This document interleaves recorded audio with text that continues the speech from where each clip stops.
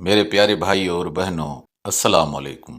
لالچ، لالچی بندہ کسی کامل ولی کے بارے میں مشہور تھا کہ وہ انگلی لگا کر پتھر کو سونا بنا دیتے ہیں۔ یہ خبر اڑتی اڑتی کسی انتہائی غریب شخص تک پہنچ گئی اور وہ دھکے ٹھٹے کھاتے کھاتے اس ولی تک پہنچ گیا۔ بابا جی اس وقت پہاڑی راستے پر واک کر رہے تھے۔ انہیں اپنے پیچھے کسی کے پاؤں کی آواز آئی۔ وہ مڑے اور سامنے وہ ضرورت مند کھڑا تھا۔ اس نے بابا جی کے پاؤں پکڑ لیے اور اپنی غربت کا رونا رونا شروع کر دیا۔ بابا جی نے ہنس کر پوچھا، میں تمہاری کیا مدد کر سکتا ہوں؟ ضرورت مند نے ایک پتھر اٹھایا اور بابا جی کو پکڑا کر بولا، آپ اسے سونے کا بنا دیں، یہ میرے لیے کافی ہوگا۔ بابا جی نے پتھر کو اپنی شہادت کی انگلی سے چھوا اور وہ انن فنن سونے میں تبدیل ہو گیا۔ ضرورت مند نے بابا جی کا شکریہ ادا کیا اور واپس چل پڑا۔ بابا جی نے دوبارہ واک شروع کر دی۔ تھوڑی دیر بعد انہیں محسوس ہوا ان کے پیچھے اب بھی کوئی شخص چل رہا ہے۔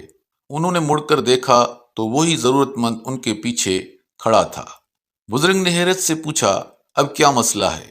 وہ بولا، حضور، سونے کا یہ پتھر میرے لیے کافی ہے، لیکن میرے بعد میرے بچوں کا کیا بنے گا؟ آپ تھوڑی سی مزید مہربانی فرما دیں، خاندان بھی خوشحالی دیکھ سکے۔ بزرگ نے راستے کے ساتھ موجود چٹان کو چھوا اور وہ بھی چند سیکنڈ میں سونے میں تبدیل ہو گیا۔ بزرگ نے اس کے بعد ہنس کر کہا، لے بھائی کرم داد، یہ دولت اب تمہاری 7 نسلوں کے لیے کافی ہے۔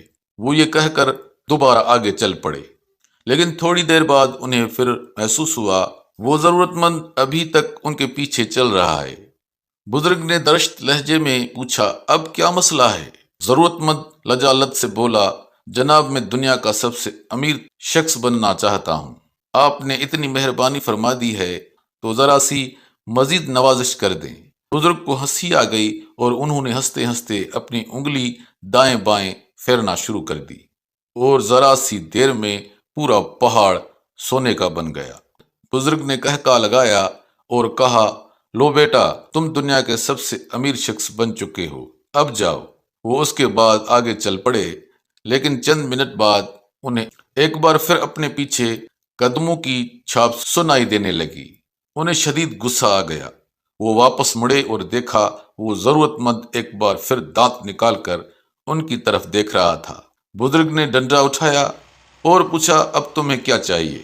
ضرورت مند نے دائیں بائیں دیکھا، تھوڑا سا شرمایا اور بزرگ کی انگلی کو ہاتھ لگا کر بولا، جناب مجھے آپ کی یہ انگلی چاہیے۔ معزز ناظرین، ہم میں سے بھی اکثر لوگ ضرورتیں پوری ہونے کے باوجود انگلی کے پیچھے چل پڑتے ہیں اور بھوس میں مبتلا ہو جاتے ہیں۔ دیکھنے اور سننے کا بہت بہت شکریہ۔ دعاؤں میں یاد رکھیں، ہوشیار رہیں۔ اللہ حافظ۔